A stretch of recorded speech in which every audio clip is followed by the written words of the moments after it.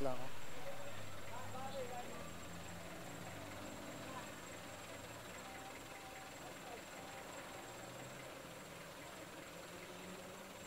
Okay na, sige.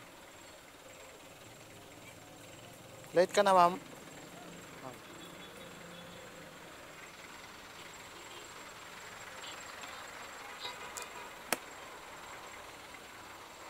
Late ka na? Nadinig mo ako, hindi? Hello, ba't wala? Ayan. Okay na? Ayan.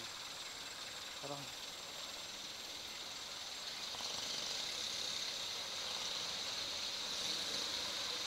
So, may nakuha tayo si ma'am. Okay na? Akin na yung ano mo, bag mo. Okay lang? Okay na. Ayan.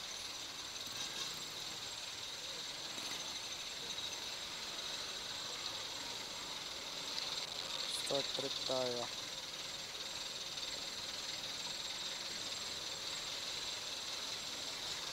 Okay.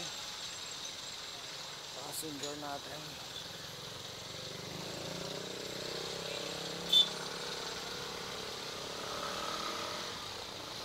First passenger natin si ma'am.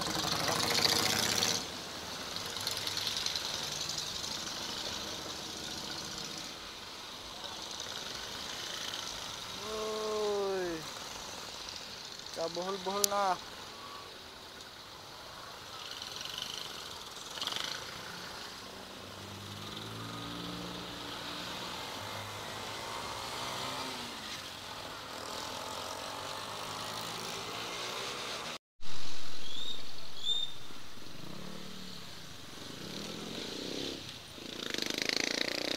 Yun.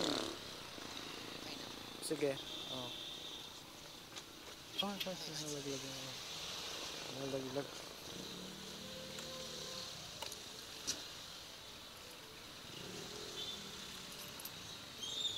90 pesos. Ay, may tip pa. Salamat. Thank you, ma'am.